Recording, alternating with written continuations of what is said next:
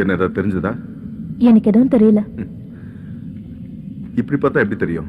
இந்த பிரஷ் அப்படி. இத பாத்தீங்களா ப்ரொஃபசர்? இது கத்தி மாதிரி இல்ல, அந்த படிக்கட்டு கிட்ட கிடைச்சது.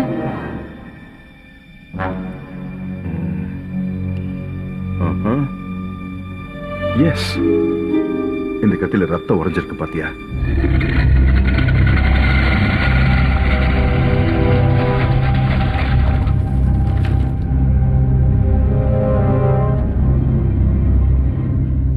இப்ப நம்ம எங்க இருக்கோம்? இது அந்த காலத்துல பலி கொடுக்கிற இடம்னு சொல்லுவாங்க.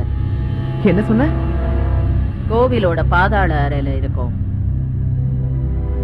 புதையல் எடுக்க வந்த விஷயத்தையே மறந்துட்டியா? வா போலாம்.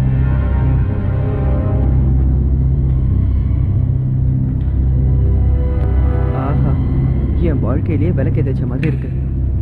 புதையல் இருக்கிற இடத்த பூதம் காக்குன்னு சொல்லுவாங்களே, இவர் தான் பூத தலைவரா? தலை மட்டும் இருக்க ஆளை காணும்.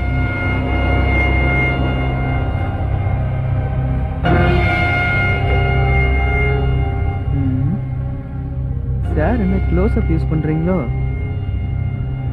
நீ தேடி வந்தீங்க, அந்த புதையல் அதுக்குள்ளதான் இருக்கு.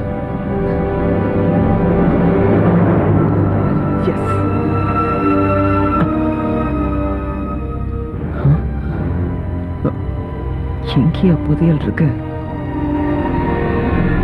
இங்க புதையல் எதையும் காணுமே. அந்த கல்லை நகர்த்திட்டு பாரு, கிடைக்கும். அப்புறம் என்ன, ரெண்டு பேரும் சேர்ந்து நகர்த்துவோம். வா. இத நீ மட்டும் தான் நகர்த்தலாம்.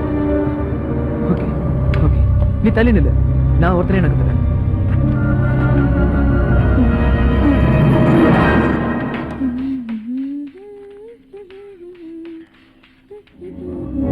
தங்கம் இருக்குன்னா தங்க வெட்ட பொம்மை தான் இருக்கு.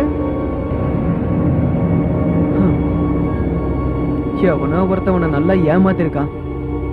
என்னை எவனாலையும் ஏமாத்த முடியாது. அந்த புதையல் நிச்சயமா இங்கதான் இருக்கு. இல்ல, தெரியாம தான் கேக்குறேன். என்ன முட்டாள்னு நினைச்சியா? என் சர்வீஸ் எவ்வளவு தெரியுமா? அதுல இந்த மாதிரி எவ்வளவு பாத்துருப்ப தெரியுமா?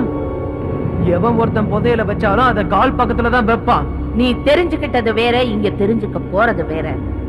இன்னொரு தடவை அதை பார். நல்லா கிட்ட போய் அந்த முகத்தை பாரு. வித்தியாசமா ஏதாவது தெரியுதா? கண்ணே இல்ல, கண்ணு ரெண்டு நொல்லையா இருக்கு. அவன் உயிரோட இருக்கும் போதே அவன் கண்ணை தோண்டி எடுத்தாச்சு.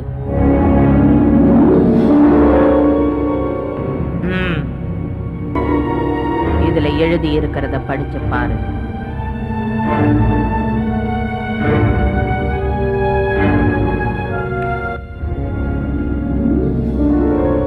உனக்கு அதுல ஏதாவது புரியுதா? இந்த கல்லறையில இருக்கிறவனோட பேரு காட்லிக். அவன் இந்த கோவிலோட தலைமை பூசாரியா இருந்தான். 2000 வருஷங்களுக்கு முன்னால அவனோட உடலை இந்த கல்லறைக்குள்ள பதப்படுத்தி வச்சாங்க. இதுக்குள்ள புதையல் இருக்கிற மாதிரி எதுவும் போடலையே. எனக்கு என்னவோ அத அந்த உடலுக்குள்ளதான் வச்சிருக்காங்களோன்னு தோணுது.